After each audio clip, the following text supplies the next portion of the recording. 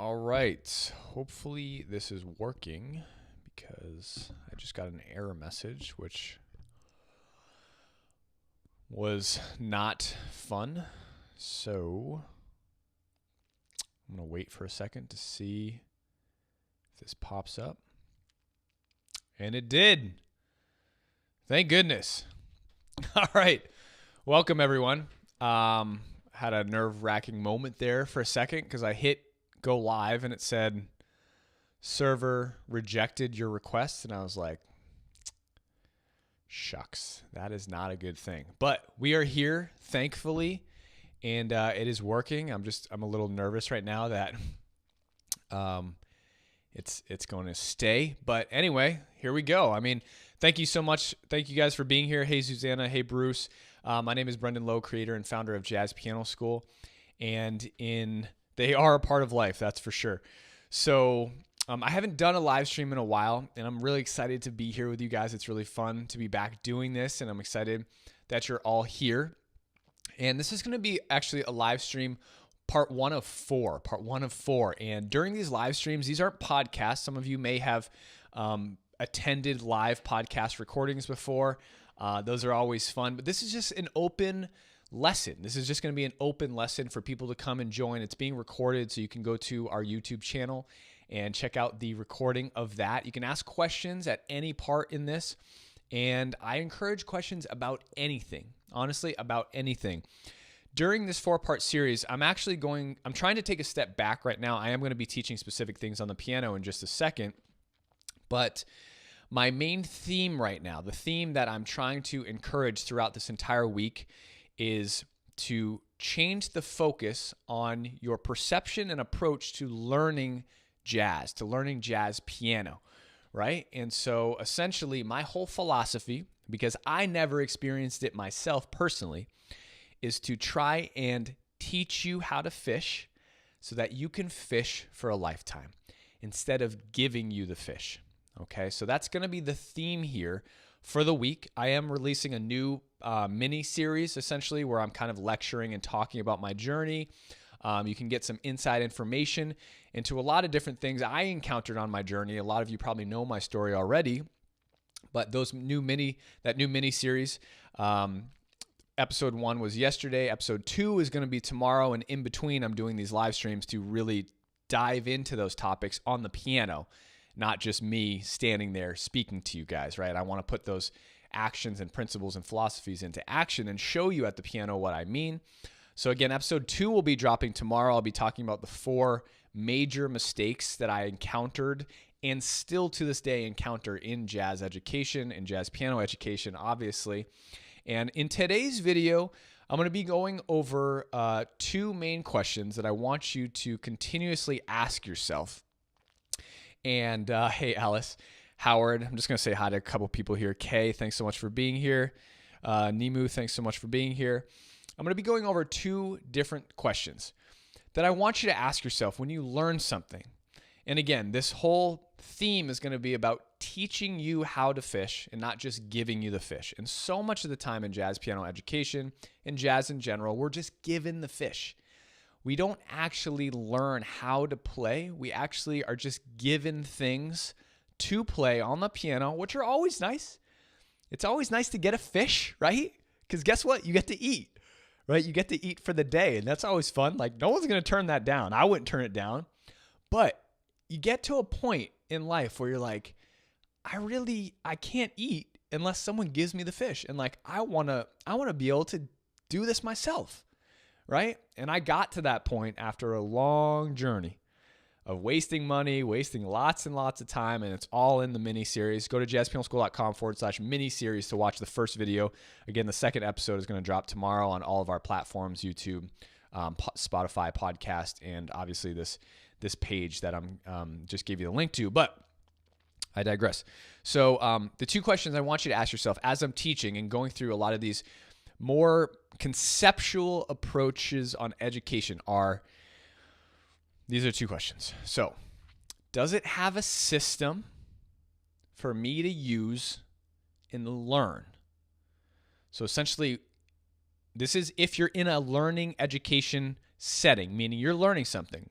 whether it be with me. If it is with me, hopefully it does have the system, and right, because that's all I teach. I love teaching systems in order for you to be able to do it on your own.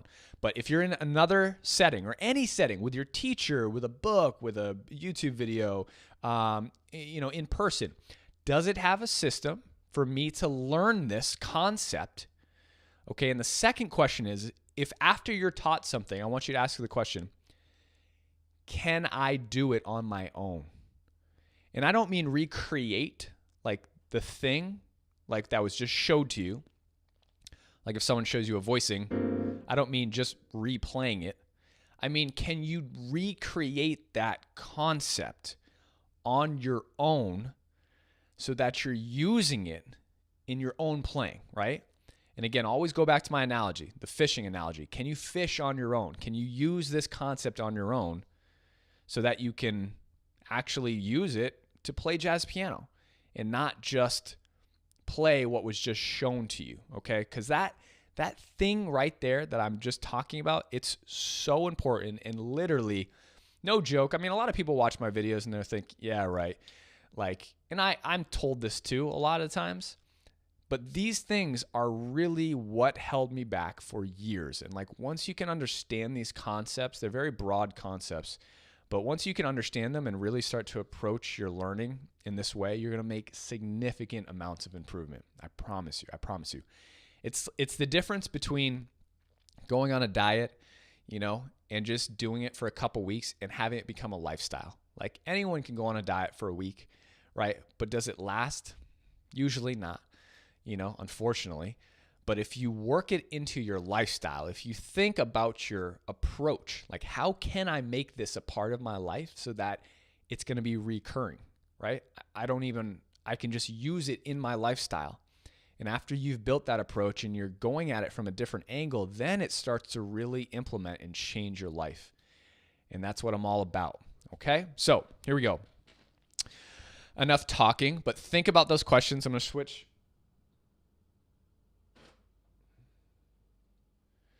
I'm going to switch to the piano here. And this episode, or this lesson, open lesson, again, ask questions. I'll ask all the questions you want, but it's going to be about how to get better at everything. So I'm going to go over a couple topics, and I'm going to switch back and forth. And I urge you to try and like give me something that I can't teach on, or that what my philosophy is, what I'm going over doesn't fit. Okay? Let's say, we all want to improve at jazz piano. So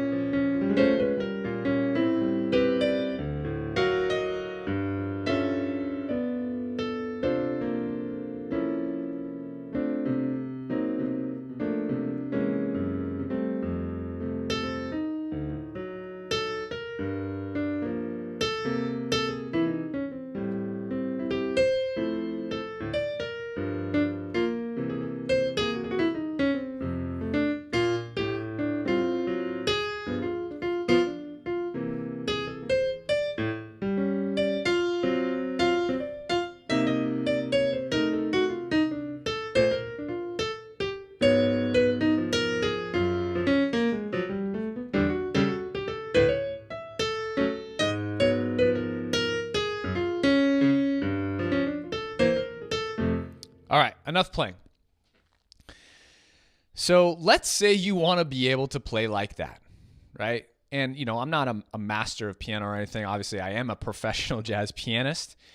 But let's say a lot of the things I was doing right now sparked your interest. And it could have been a whole bunch of things. Like, why don't you guys write in the chat what you liked about what you just heard? Like, what sparked your interest about what you heard me do? I mean, was it my voicings? Was it that opening intro thing I played?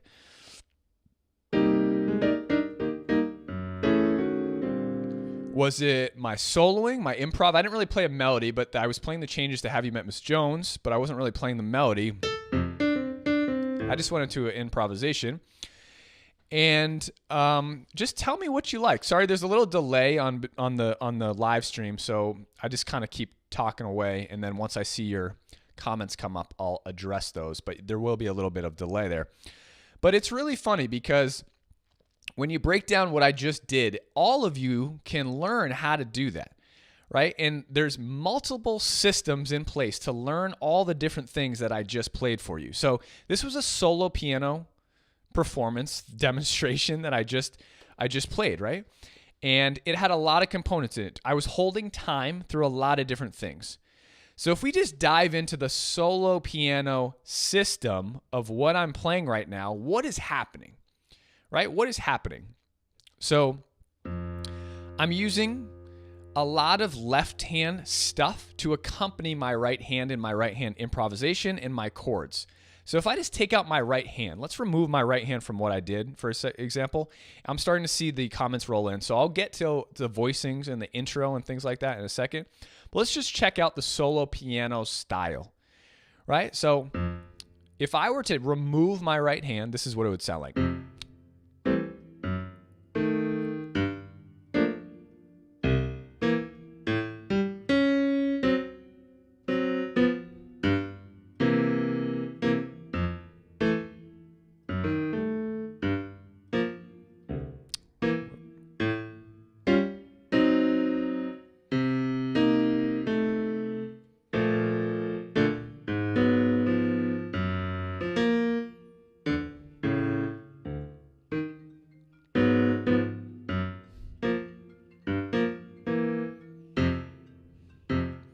Something like that. Sorry, my phone just went off and someone's calling me. That's why I got a little distracted there.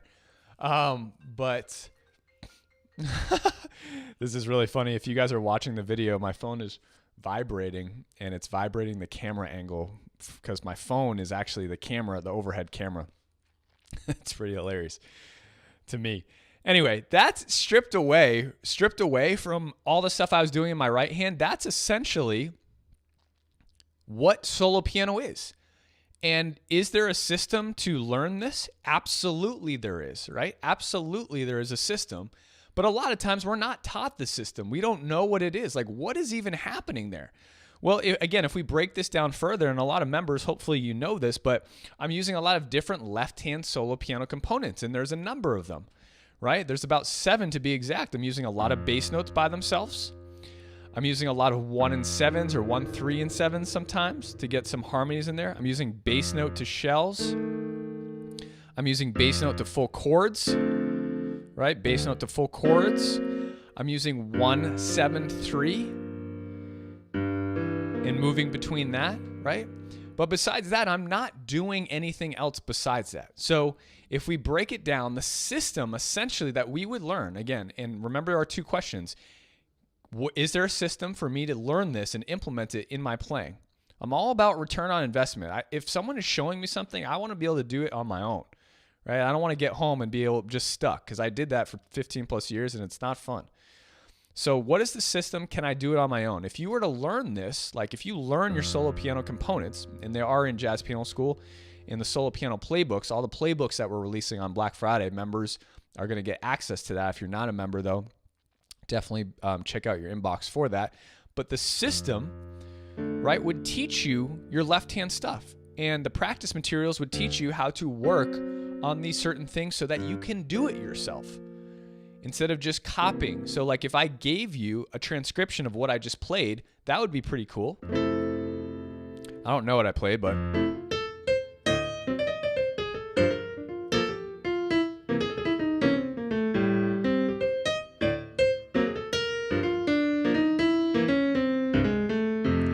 you could play the transcription and sound like me, but again, can you do it on your own? Probably not. Is there a system? You wouldn't know it, right? There may be a system, but you wouldn't know it. So that, is essentially a great analogy for learning things. What is the system? How do you do it? Now, that would be a solo piano style system. And again, like there are steps and there's a path to move down to learn about solo piano stuff, right? And there's so many categories in jazz piano, obviously. Let's get into the voicings a little bit. Let's get into the intro a little bit. And so I don't honestly remember exactly what I played. But these, okay, so yes. Something like this.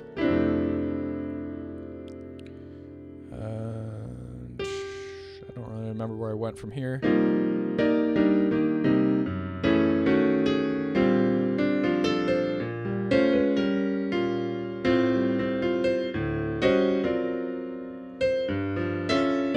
Something like this, yes.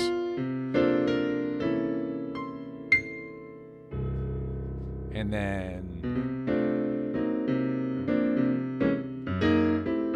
then I went into time. So that was like an open intro thing. Okay, so what are the voicings? Like how do we learn these voicings? I want all of you to be able to do what I just did on your own. Because it's an amazing experience to be able to sit down and play like this. So what are these voicings? How do I come up with these voicings? What is the system? Hey, Victor, good to see you. What is the system that I would use to create these voicings, right? And again, some of these lush, thick voicings, right, like this.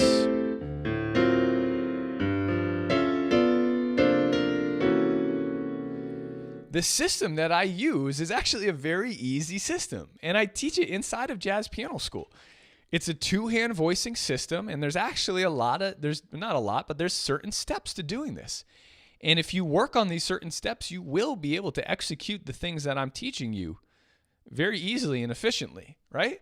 So instead of a teacher kind of just showing you or playing transcriptions of these things, I want you all to kind of ask yourself, how can I spend time learning the concepts so I can implement them into my own playing so I can do them myself? Because reading music and reading transcriptions, it's only going to teach you so much. I want you to be able to create these on the spot instantaneously on your own. So the system, the two-hand voicing system, is actually very easy. So you can create a number of two-hand voicings in a very simple manner by using structures. And there's 3 structures I'm going to show you right now. 1 and 7 in your left hand, and your right hand is going to take 3. Now from here, I can build up a number of different options however I want, and I'm picking and choosing these options on the spot. So essentially, I can choose as many different colors or chord tones as I want. But the basic structures that everyone needs to learn in a systematic format is such: 1, 7, 3. Because we always need our bass note and shells in our voicing for the most part, as a general rule of thumb. So as you can see on the notation, I have 1, 7, and 3. Okay, and then my right hand fingers up here are left to play anything I want. I can do this. I could do this. I could do this. I could do this. Lots and lots of options for me, right, to work from. And this is just based off of one structure. So again, if I strip away the colors and extensions, this is going to be the underlying foundation structure. So what do you think we need? What systematic process would we need to learn in order to be able to execute this spontaneously in our playing on our own without someone showing us voicings? Because remember, that's our goal. That's the goal, to be able to do this. Well, we would need to know this structure probably in all keys. And one of the things I've been harping on recently in a lot of my education is that tunes are just random sets of chords put together. I know it's a funny concept, but tunes are just random set. I'm going to take a break here for 1 sec. Tunes are just random sets of chords strung together, in a way the composer intended, right? So it's like a blueprint. It's a template. And again, I talk about this a lot in my mini series, that tunes are just templates of chords. So if we're able to educate ourselves on as many chords as possible, then technically when we get to the tune, we shouldn't really have any fear of playing the tune and doing, executing the concept we're working on, right? Whoops. Sorry about that. One sec. So if we were to work on this structure, right, we need to learn this like riding a bike. Because when I go to play a tune, I want to be able to pull this structure off, just like I was showing you guys in Have You Met Miss Jones, over the bridge, A flat minor 7, over a G flat minor 7, over an E minor 7, over a D major 7, again A flat minor, D flat 7, G flat, G, C, F. And I'm using big, thick, lush chords, obviously, as a demonstration exaggeration. But at the foundation of all those voicings I just played, guess what there was? There was this first structure that I taught you guys. The 1, 7, and 3. All the voicings I just played came from that 1, 7, 3 structure. 1, 7, 3, G flat major 7. You see how the chord symbol changes to G flat major 7? All my voicings came from that. 1, 7, 3, E minor 7. And the great thing about it is the notation software is reading that chord, as a B flat minor 7, because you're playing the absolute necessities of the chord. And so that's what you need in every chord. So in order for me to get better at spontaneously creating voicings, I'm going to need to do this first. Like, this is a necessity. This is a first step thing. Now, the next part is, unfortunately, it stinks, but this is where discipline comes in, because in order to get to this level, right, where we're playing these,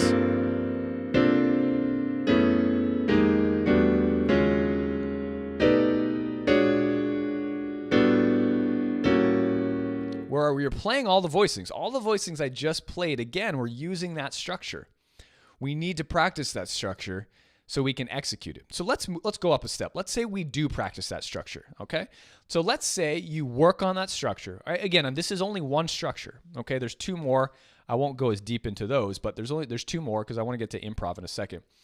But let's say you practice that structure. So now you can play structure 1, which structure 1 is 1, 7, 3 in your hands, split. So you're creating a two-hand voicing. You can play it in any key over any chord, meaning all your minor 7s.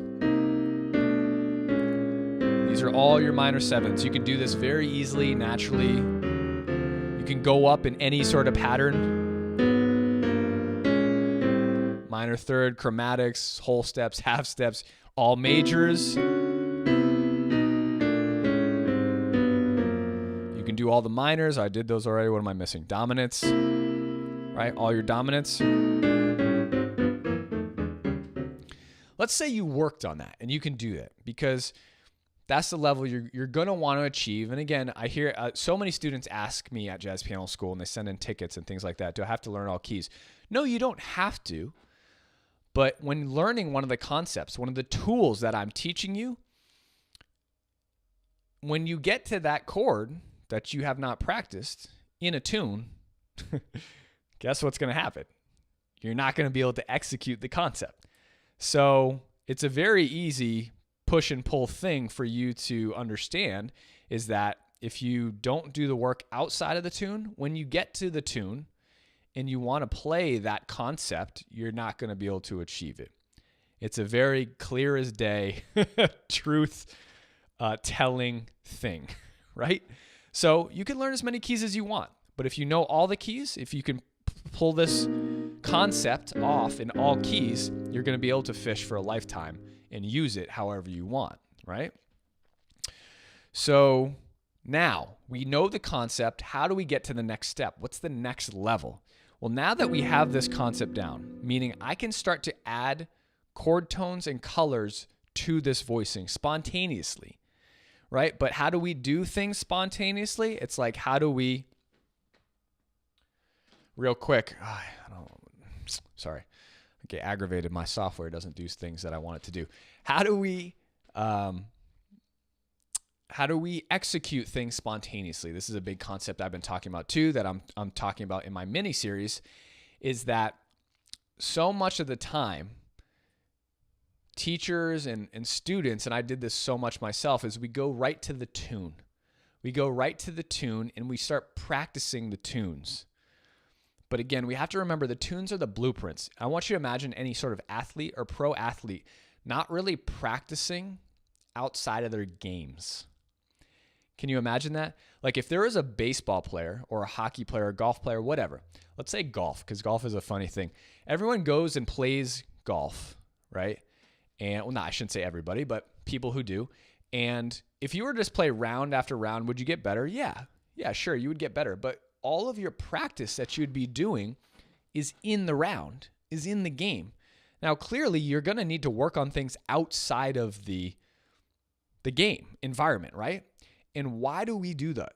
Why do we do that? It's so that we can, when it comes time to execute and spontaneously perform, we're getting rid of the thought process. We're getting rid of that like thinking stuff so we can just play freely. We can just express freely. Like a batter, right? A baseball player, they're going to practice hitting outside of a game so that when that pitcher on the opposing team is throwing them 97-mile-per-hour fastballs, they're not thinking, okay, I got to drop my left shoulder. I got to wind up. I got to step. I got to drop my hips, rotate. They're not doing that because in the moment, they've practiced certain elements and concepts so much outside of their game time environment that when it comes time to do the game, they're just going. It's just instinct. And that's how you have to think about all your jazz piano concepts in that way, is you want to absolutely crush your practice so much so that when it comes time to playing the tune, you're not having to think about anything. And it's kind of flip-flop. It's a weird thing because in jazz, so many times the teachers will give you tunes. And I'm not saying tunes are bad to practice them or anything like that. We obviously need to practice tunes. But again, tunes are just chords. You're not seeing anything different than you would if you weren't playing a tune. The only thing different is the melody. But the chords you're seeing are just progressions of chords put together by the composer, right? So like when you think about tunes that way, if you just work on all the chords outside of the tune, when you get to a real book, you should be able to play all the tunes, right? All right. Back to the piano here. Oh, I see. Okay. I see what's happening.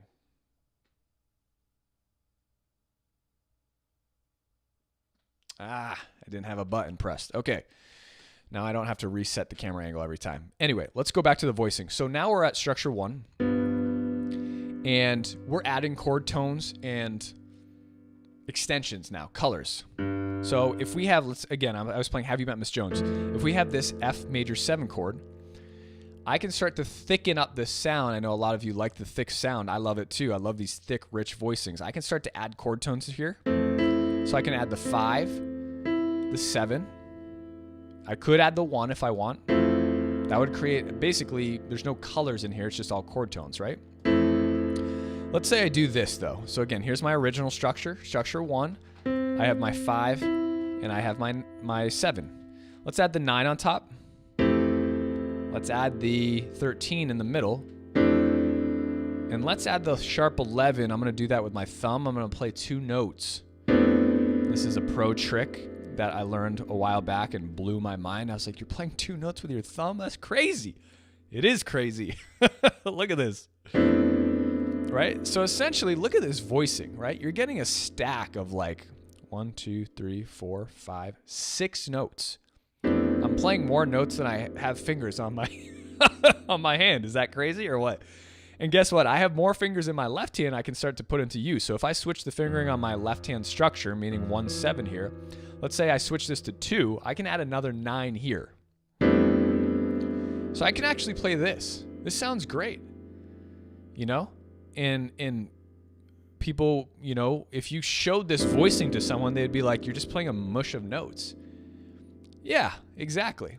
Can you do it on your own? They'd be like, no. What's the system for getting to this? I have no idea. Exactly. But you do. You know the system now. You know how we got to this point. I just showed it to you. Right? 1, 7, 3. I'm adding chord tones. Right? And I can do this anywhere I want.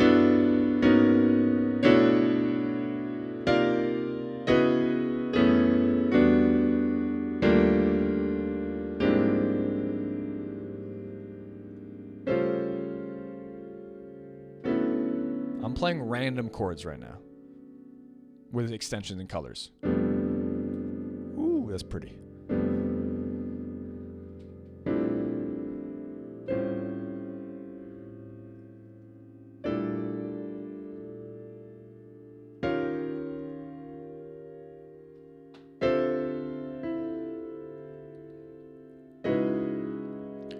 So how I'm able to spontaneously create these voicings through different chords, I'm still using you have to understand, and I really want you to like not feel overwhelmed, because at the heart of everything I was just doing, I'm using the system that I just taught you. So there is a system, and you can work on it to create these things and do it on your own. But obviously it does take effort. It does take work. There's no magic pill to be able to do what I just did, right? But the greatest thing about it is there is a system.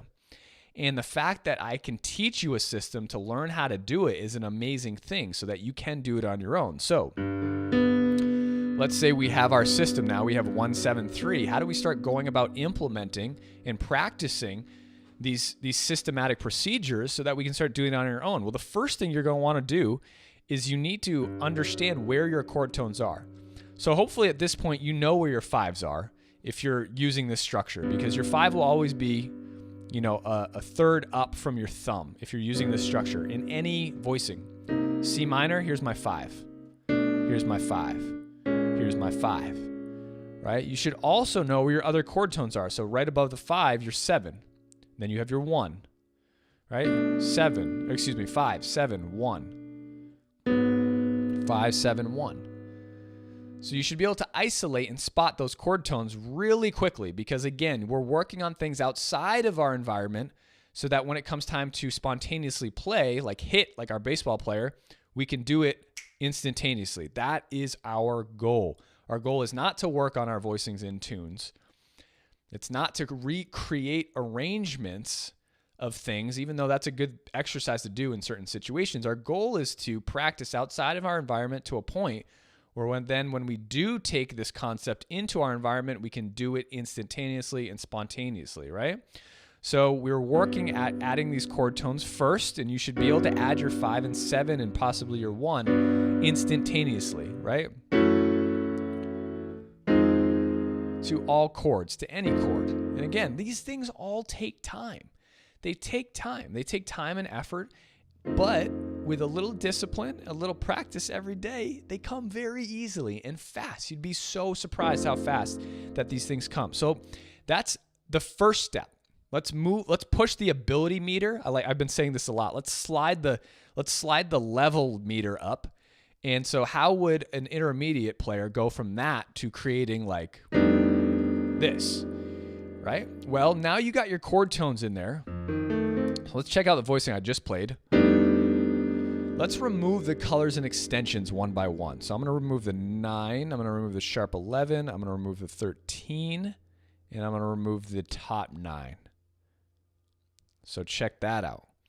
So you can clearly see structure 1, 1, 7, 3. And then all I'm doing, the only doubled chord tone I have now is this note up here, right?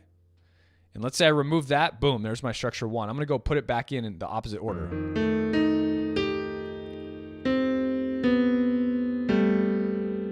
No, sorry, I had the 13 in there. Right? So now your next step is to start to recognize all of the extensions and start to learn the extensions. So after you've practiced your chord tone step, you can start to get into adding these extensions. Okay? So again, my goal with this particular lesson isn't really to teach you how to do this stuff, because it does take a long time to teach all the steps, but it's to help you realize that there are systematic procedures and steps that you can go about to learn these things. And I never knew that. Most of us don't even know or are aware of the fact that there are systems and steps that we can take to actually start to learn this stuff. This whole, for 15 plus years, I thought I would just go to my lesson and kind of just play transcriptions and just copy what my teacher did. That's how I thought you learned jazz. And then I would listen to albums, I'd transcribe, that's what I was always told to do. Just transcribe solos, transcribe albums, play what you hear. And then you'll learn how to play. But guess what? I never learned that much. I really never learned that much, and I threw lots of money away. So how do we start to apply this now to other areas of jazz? A lot of you said you like the chords, the movements. Every part of what I played in the beginning,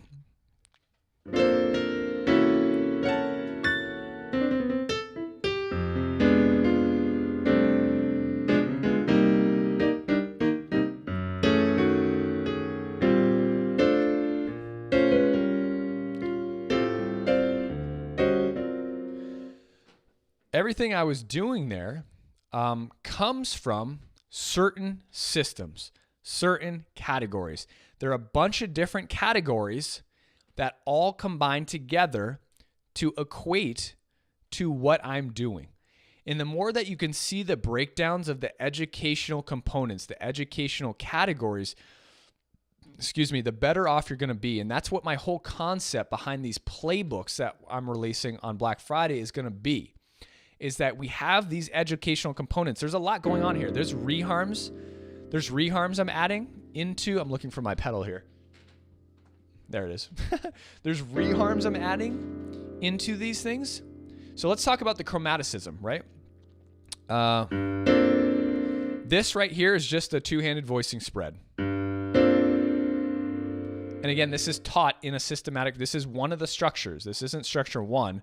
This is a different structure. This is, again, a variation of a structure. Here's my 1, 3, 7 with added chord tones and extensions. This is structure 2, 1, 3, 7, flat 9, doubled chord tone, sharp 11, 13. And I'm rolling it up for musicality and texture. That's a whole nother playbook. Musicality and texture is another playbook. Instead of just playing a chord fat together, roll it. That creates a whole nother atmosphere, a whole nother texture. Sorry, I didn't realize it was just showing my mug. Okay? So that's a whole nother texture right there. Okay? 1, 3, 7, flat 9, 3, sharp 11, 13. I think I did something like that. Or a reharm. Here's a reharm. This is a reharm. Essentially, this is just diminished, one diminished over the one diminished, resolving into major. Diminished, minor, drop twos, going down inversions. Drop two, drop two, drop two of voicings. Reharm in a drop two fashion-ish, because I have this root here. It's not fully, it is a drop two, but I'm adding a root. But this is a reharm going into my by 4 chord, B flat. So let's break down all the different components and systems that you're actually getting in this particular intro to show you that, like, it's not about learning what I'm playing. It's about learning each individual category of playbook and bringing them together to create these things. You know, because just learning what I'm playing here for you right now isn't going to teach you how to do it on your own, right? Remember our questions. It's not teaching you how to do it on your own. It's not giving you the system to learn how to create what I'm doing so you can freely express from your heart. So we have voicing spread, voicing spread. I'm just playing a 2-5-1 here to start my intro. Voicing spread here. Again, when I say voicing spread, I just mean it's one of the 3 structures. I was teaching on structure 1. It's one of the 3 structures that are found in my 2-hand voicing system. Right? Oh, I did reharm. This is comes from like a reharm playbook or a reharm system, learning about reharms, right? Back into a voicing spread. Passing chord. So essentially, I consider this a reharm. So passing chords are essentially reharms in themselves because they add motion to the progression. Like, meaning this chord isn't written in there. This C minor, well, none of these chords are, but like this, it would just be written as C minor. But I'm adding a reharm, meaning I'm adding a passing motion, a diminished drop 2. This is a reharm knowledge piece into this. I can continue up this if I want. But all I did was this, and then I went down my drop 2s. Drop 2s. Now, drop 2 is a voicing technique. It's a voicing system that can be learned. Let me count these. Voicing spread system. So I'm going to count the number of components that I'm pulling together to create what I just did. Voicing spread. So this is like a voicing system, right? My two-hand voicing system. Reharm system. That's 2. This is reharm system. The drop 2s are essentially part of voicings, like a voicing learning system. So that, again, that's kind of like my voicings playbook. We got voicings playbook, reharm playbook, reharm.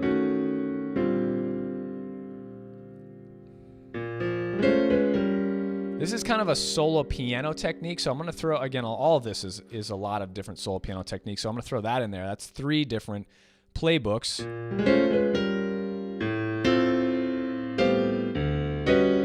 This chromatic motion is a reharm. It's just a chromatic slide into my chord. So here's my voicing I'm choosing to use, but I'm sliding into it from a chromatic above. You could also slide in from below.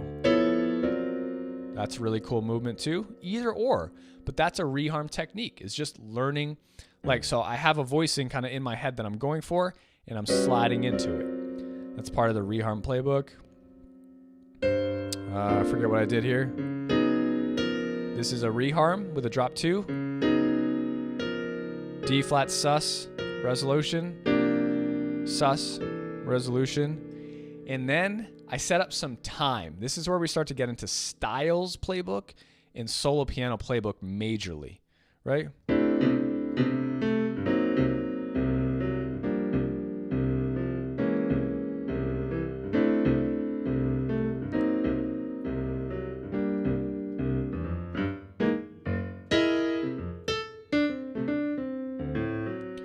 Then we start to get more into a couple different playbooks: solo piano, styles, and rhythm, right?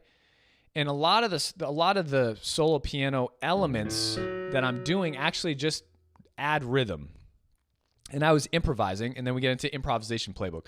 So in total, what we have here is we have voicings, reharms, stylistic systems, solo piano systems, improvisation system. We have about 5 major systems and components working here hand in hand to create everything I just played, right? And so learning paths for education, especially for jazz, they can't just be learning everything. You can't just learn everything. You can't learn all of these categories all at once, right?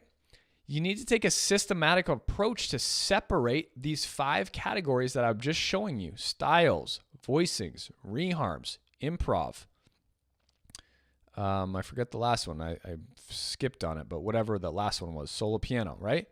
You have to separate these playbooks, these paths, these systems, and work on them individually. So I would work on my reharms. Let's say let me take out my reharms. Okay, this is going to be a great example for all of you. Let me take out my reharms from the situation that I showed you. Okay, so then let's say I was a level where I studied my voicings and I studied my colors and extensions playbook. Actually, that's another playbook, right? Another whole system you need to be able to know is colors and extensions. Let's say I just have that. How would this intro work? It would sound like this.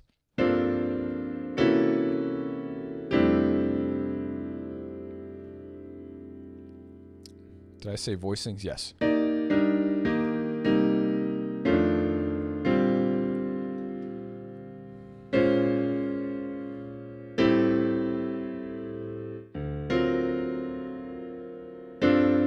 Shoot.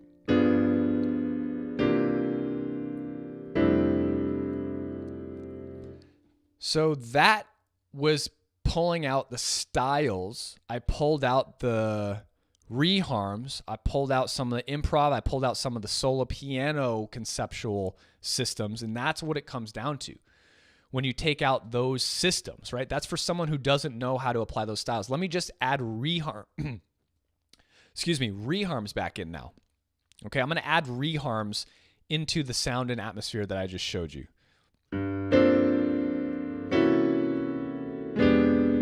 There's a reharm.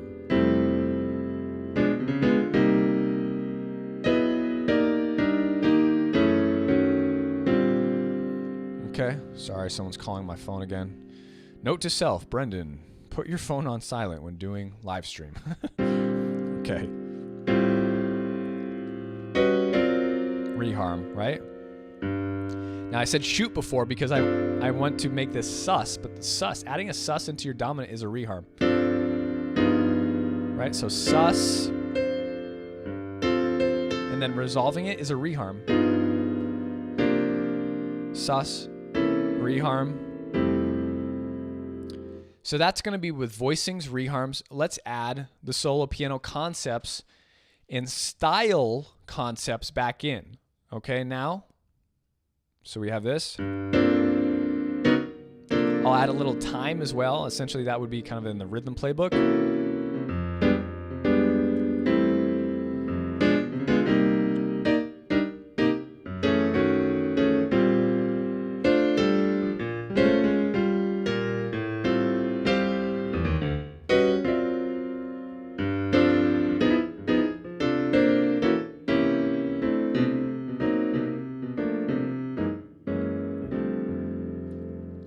So I added in my styles, meaning I added in some more styles and more movements, like my broken stride style.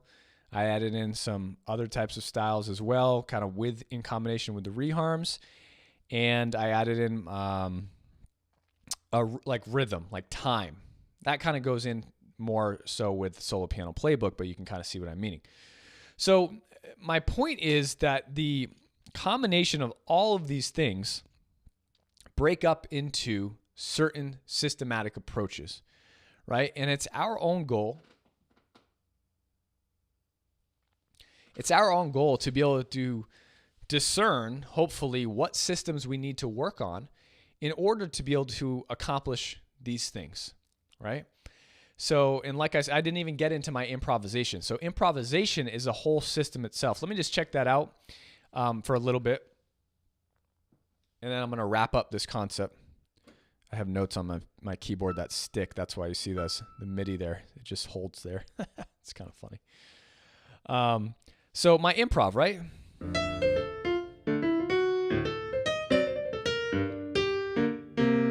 I think I went like this last time.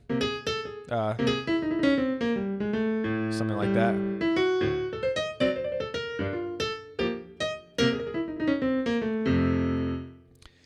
That obviously is a highly advanced improvisation example of Have You Met Miss Jones, like the first 8 bars. If I remove, there's a whole playbook in the improvisation playbook that we're releasing, right? That I've created and filmed. All of the steps in order to get to the sound that I just created are in there, which is pretty amazing to think about. The system and step and path for everything you need to get to the sound that I just created is in there. Okay, so if we scale the level meter back down to complete beginner, here's what a complete beginner improvisation would sound like. And I'm gonna leave my left hand at pro meter, meaning my left hand's gonna comp at a professional level. My right hand's going to improvise at a beginner level. Here we go.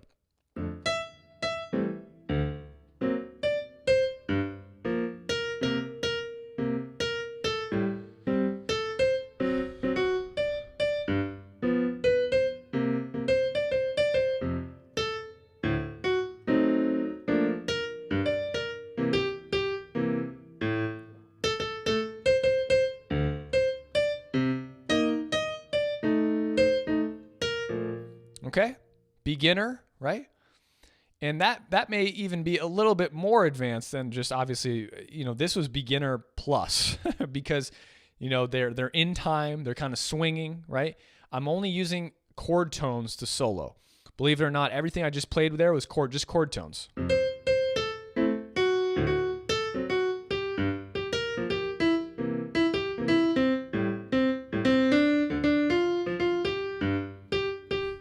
They also have some musicality. I'm saying they, like this fake person, like let's call them John, John Doe, right? They also have a lot of musicality happening, which are highly advanced concepts, meaning motifs, thematic themes, And I wasn't taking those out. It's hard to remove those from my playing because they're so instinctual, but a lot of repetitive patterns, a lot of melodic motions, those are highly advanced improvisational concepts that make solos sound good.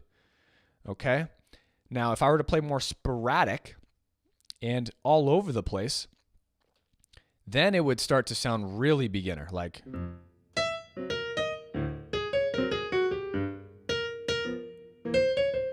It's really hard for me to do that, honestly, because that's pulling it back like past my ability to pull it back.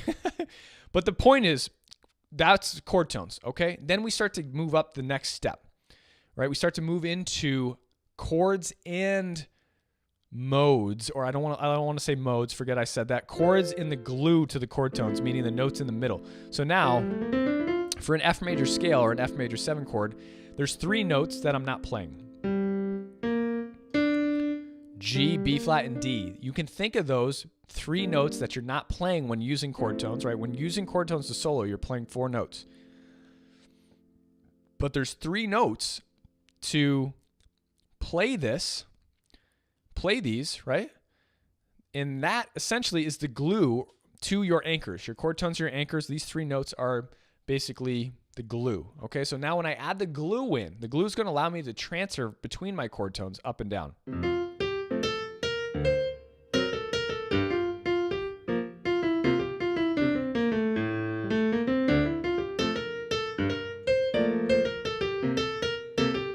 Right?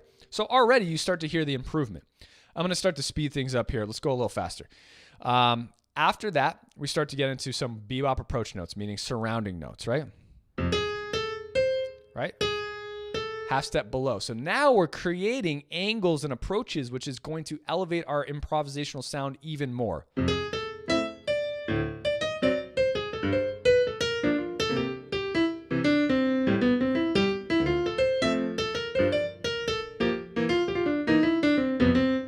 Sorry, I added in a trill. I did not mean to. Right? And even trills, even the smallest little nuances like these trills. Instead of going,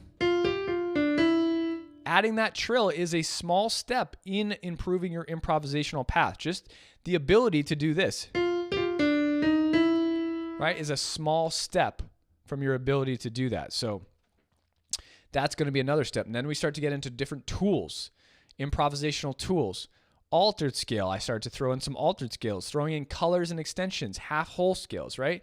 Now with the ability of yourself to implement tools, or John Doe, he's worked on his tools now. He's worked on different altered scales, right? He's worked on half whole scales. He's worked on all his improvisational tools. Now he can start to use those in his improv. Flat 9, right? Or altered.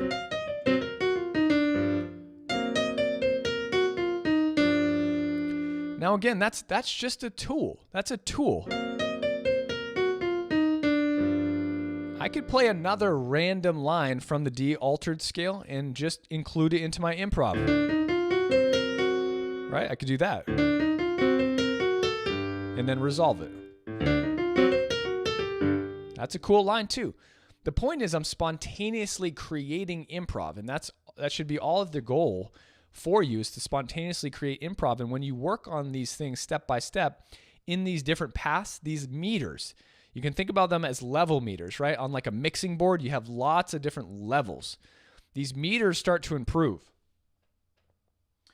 So if you're just working down your improvisation, you have lots and different meters. Let's picture them like this, right?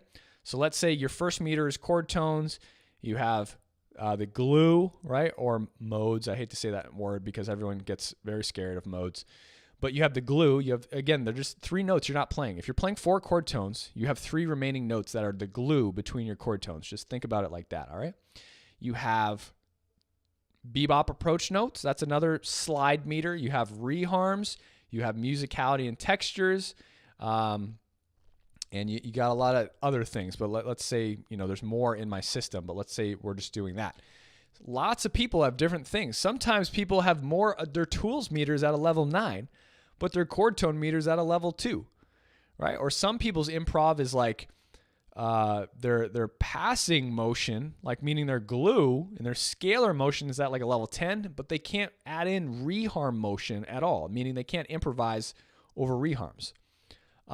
They may have musicality and texture. I saw someone create a solo in a long time ago that was like the simplest thing, but it was like so musical and so texture based. It was like amazing, right? It was so funny. I forget what tune. I think it was over rhythm changes, but he was just like this. It was the funniest thing. Let me see. Dude, the bass player just walking.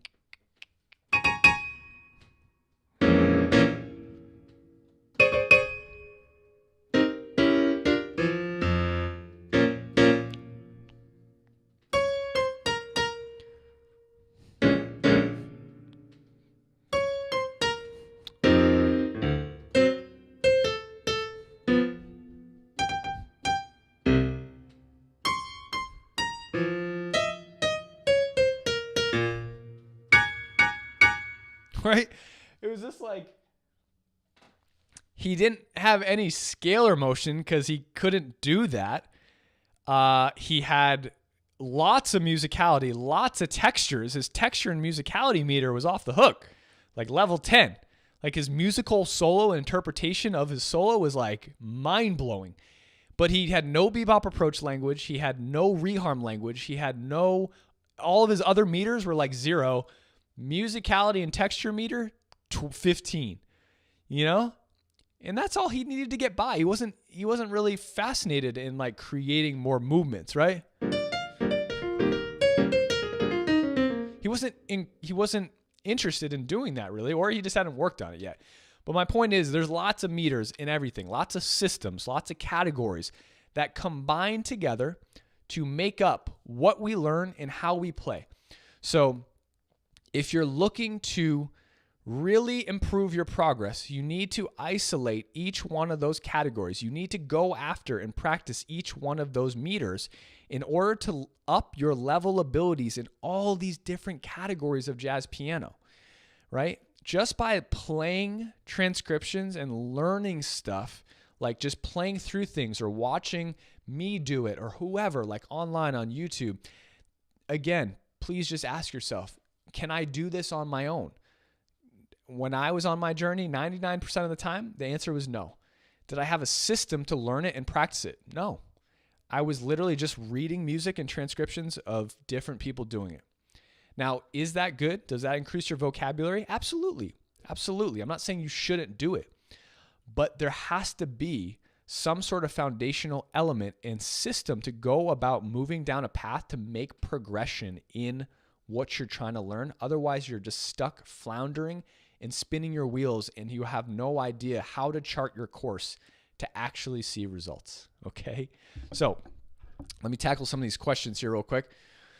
Hey, Paul, David, good to see you guys. Is the playbook material the same content as the main, but organized differently?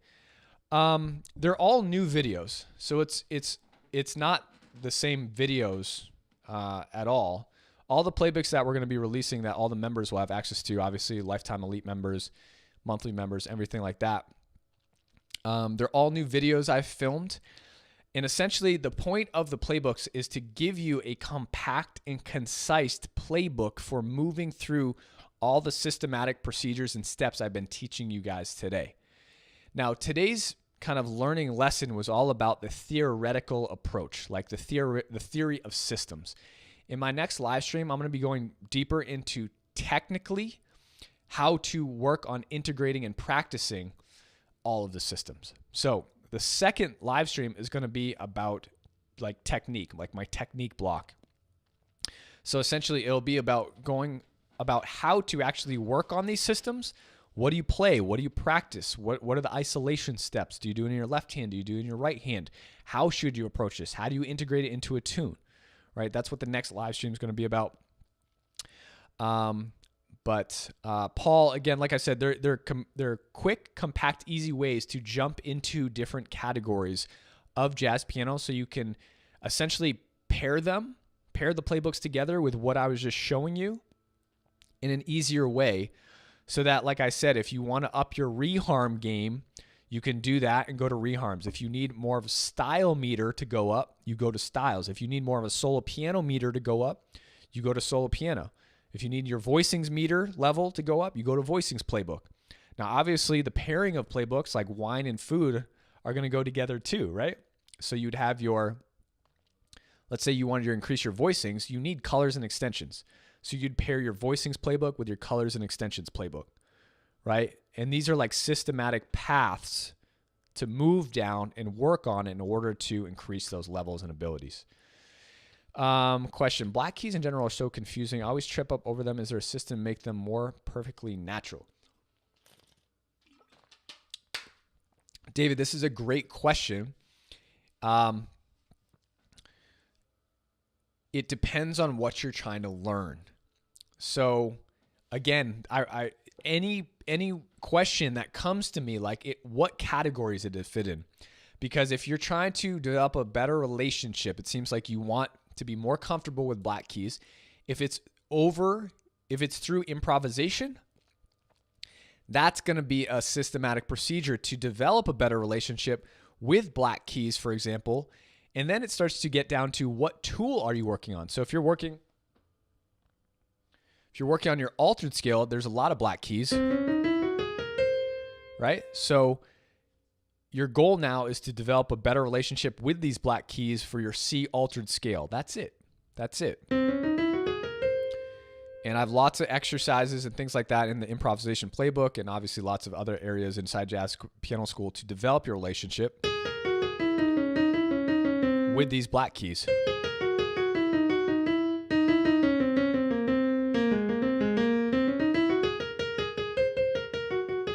Experimentation and just playing is one of them. But then if we get into maybe you want to increase, you want to stop tripping up over black keys in your voicings, right? F sharp minor 7, B major 7, E major 7, right? All these voicings that include a lot of black keys, that's going to be a different systematic procedure as well. Like learning voicings and trying to develop your relationship and skill set with black keys, over voicings is a different path than using it in improv. So my question back to you would be like, or how to help you, I should say, would be to think about the way you want to start getting more comfortable with black keys. Where does it fall? What category does it fall in? And then within that category, you want to start to improve your recognition and your ability to play those black keys in certain settings, right? Practice outside of your environment. Then when you get to tunes, when you get to the playing environment, it's going to be that much better. Tour Togue, yes. How does the playbook? I think I answered that question. The playbooks again, guys, are concise, easy, fast paths and playbook courses. They're playbook courses, essentially. These are all videos that I've recorded, learn and practice videos on ear training, styles, improvisation, all these jazz piano categories that everyone needs to increase certain meters. You guys are all different. And it was the same with me. Like some of you on here can crush solo piano. Some of you may be able to crush voicings, but can't play solo piano. Some of you may be great at improvisation, but you can't play voicings at all, right? Some of you may be able to play slow solo piano, like you could do this.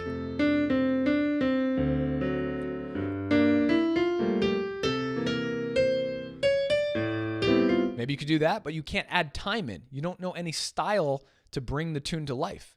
You wouldn't know how to do this.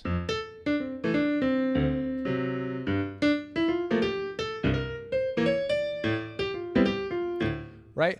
So the playbooks are essentially an area being added to Jazz Piano School to help. Oh shoot! Sorry, I didn't switch to the piano view. My bad. Is an area inside of Jazz Piano School meant to elevate certain meters and levels of your own self-assessment. Meaning, like, if you need more of this certain category, you're going to go to that playbook. Hopefully that helps.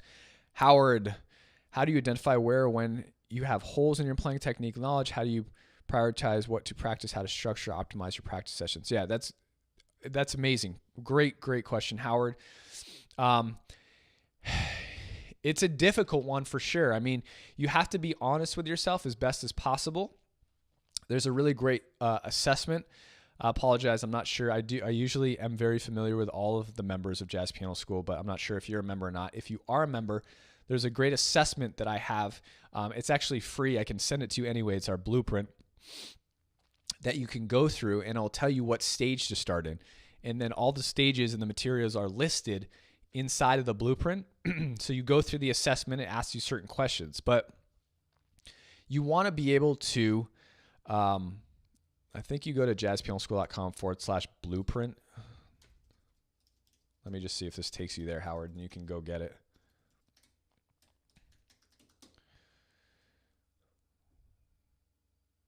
Yeah, that should work. If you go to jazzpianoschool.com/blueprint, anyone else on here that's not a member, all members have access to this already, but if you go to /blueprint, you can get that, Howard. You can take the assessment completely free. And so yeah, you want to think about where you're, like, what categories, like I've been talking about, what categories are you not strong in, right? Voicings, reharms, solo piano, styles, time, right? And think about what your goal is, because your goal is very important. You can't, like I just keep saying, you can't learn everything at once. You got to separate the things in order to get better at everything. That's why I named this, How to Get Better at Everything in Jazz.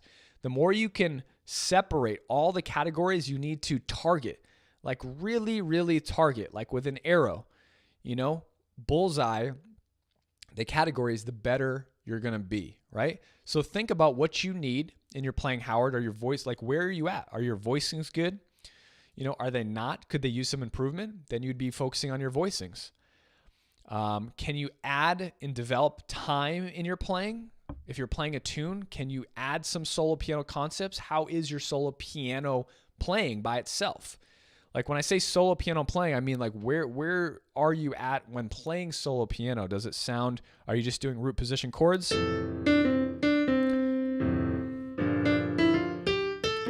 Are you doing some, like, some harmonizations, right? You might be doing this. There's a lot of different levels. It is very, very difficult, I won't lie, to self-assess. Like, you need some sort of teacher or guide or mentor to help tell you where you are and what you need, right? And like I said, if you watch my mini series, I never had that, and most students don't have that. And that's why I developed Jazz Piano School, to help students understand that they need these certain levels, these certain building blocks to come out more, to be focused on in order to start to bring your whole sound together and ambiance to get what you're looking for, like to be able to just sit down and play jazz piano without thinking. That's all of our goal, right? All right. Whew. Let's take a break. I talk a mile a minute sometimes, and I don't breathe. Nemu, will Black Friday be a good time to join? Absolutely. Black Friday is a great time to join. It's going to be the release of the playbooks. For members are going to get those playbooks on Black Friday, and anyone else that's interested will get them as well. Plus, all the other information and education that we have inside of Jazz Piano School will be available, included in the membership as well. Bruce says, I'm using main course curriculum success path towards the end of stage 1, but I keep going back over it, not sure when to move on, and always working on theory and scales and modes and voicings progressions. Yeah, cool. I mean, it's kind of a push and pull. So we work on things. So, like, this is why today's live stream is about theoretical concepts. The next live stream on Thursday is going to be about technique. So it's going to be about practicing. So if you guys want to come back, I think it's going to be at the same time on Thursday, 10:30 Pacific. I'll be going over practicing. So Howard, that would be a great one for you to attend. I'm going to be going over technique, practicing, and again, executing the work you need to put in outside of a tune in order for you to get better at spontaneously executing what you need to in a tune, so that you actually are achieving your spontaneous creation of the tune, right? Which is jazz. Jazz is spontaneous creation of tunes and chords. Just laid out how the composer intended. Practice and technique will be on Thursday. Improvisation, all about improvisation, will be Saturday. And then Monday will be repertoire. So that's the final step. My philosophy is tunes are always last. But tunes, what I'm going to talk about is how do we proceed through these categories, theory, technique, improv, and tunes. We need to keep going back through that cycle, so it's kind of like a circular process, right? Cyclical, excuse me. So theory, technique, improv, repertoire. Theory, technique, improv, repertoire.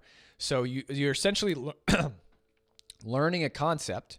You're practicing it. You're learning how to improvise with that concept. And by improvise, I don't mean like right hand burning lines. I mean like, I say improvise because improvisation at heart is the spontaneous act of adding something in or doing something at will. So if I showed you a concept like a drop two, if you are able to improvise with that, that means you're spontaneously able to use it in a way that's going to be achieved in a tune. So if you saw a chord in a tune and you were playing a tune, you could go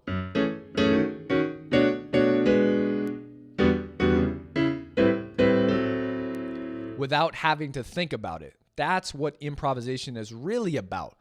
And then obviously you get into like right hand improvisation lines and stuff like that. That's all cool and good, but that's a whole rabbit hole in itself, right? And then finally, the last step is tunes. Like we've worked through the cycle. We've worked on our concept. We've practiced our concept. We know how to use it spontaneously. How do we start to actually implement this thing into a tune? Okay, great. We go to Have You Met Miss Jones? We can now play it in our tune.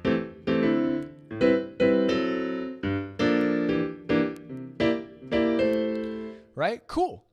So now we can use that in a tune. That's a tool. That's a new tool that we've learned, right? We don't really have to, do much more with that. We learned it. It's cool. It's going to start to come out in our playing now. Guess what? Now we go back and we learn another concept. We start to go over other tools and go through the same process again and then put them in our tool bag and start to use them in tunes. So Bruce, long answer to your question is that you want to start to use the things you've learned inside of Jazz Piano School in tunes, right? See where you're at. What are you doing? What are you not doing? What are you not able to do? What are you able to do in tunes? What are you not able to do in tunes? Start to learn new concepts through theory, through the categories I've talked about. Maybe in the new playbooks as well. I highly recommend you check those out. Let's say you want to increase your solo piano a little bit. Go through the solo piano playbook, start to implement those concepts into tunes, and then reassess where you're at. But it's always a process. You're always practicing things outside of tunes, going into the tune, and using that concept. It's like a batter. It's like a golfer. Okay, you're working on your chipping. You practice your chipping. You go play a couple rounds. How did your chipping do? Did it do all right? Yeah, it did better because you worked on it outside, but you were still missing this thing. Okay, you go back, you practice that thing so that in the next upcoming rounds, you can execute that thing you were working on in a more natural fashion. So that would be playing in tunes, right? So that's kind of the process that you're going to take, Bruce. Just keep working on those things in tunes and then outside of tunes, and then all the different meters are going to get better, but you really need to focus your practice on the individual things that you're looking to achieve, right? Because the solo piano path is much different than like a voicing path, right? Or a group path or an improvisation path. If you're looking to improve your improvisation, you're not going to do that by learning about solo piano. You got to really heavily go down an improvisation path. You can't just dabble in a lot of different things. I mean, you can, but you're really not going to move the needle in these different jazz piano categories that you need to bring together, right? Cool. Howard, of course, it's my pleasure. So, guys, that's it. I've been going for an hour and 14 minutes. Thank you guys so much for being here. Again, episode 2 is going to drop tomorrow on all of our platforms of my new educational series. And it is a lecture style episode. And this whole mini series is. So again, it's me essentially talking and explaining and, talking about my journey and pursuit. And again, this particular episode is really good. It's on the 4 major flaws that held me back, and I still see to this day in jazz education, jazz piano education. You can listen on a podcast, just pull up the latest podcast. If you're at the gym, you're walking around, just listen, because these philosophies and these really generalized concepts are really important for your growth. They're really important to make consistent progress throughout your journey. And the more you can get them down and ingrained in your head now, the better off you're going to be. All right. Well, I still have a lot of work to do to get ready for this release. I'm still recording a lot of videos right now, believe it or not, and we are working on the website and things like that, getting everything ready for you guys. So I'm going to go get back to work off camera, get some food. But again, Thursday, if you guys want to come back, I will be here at 10:30. Yes, 10:30 on Thursday, Pacific. Okay, Pacific time. And I'll send a new link out on Thursday as well, so don't worry about that link. And I hope everyone has a wonderful day. Thank you guys all, obviously, for your support, as always, and being here. And yeah, hope you have a great day. Happy practicing. I'm going to throw this little thank you for watching thing on here. It's always fun. All right, see you later.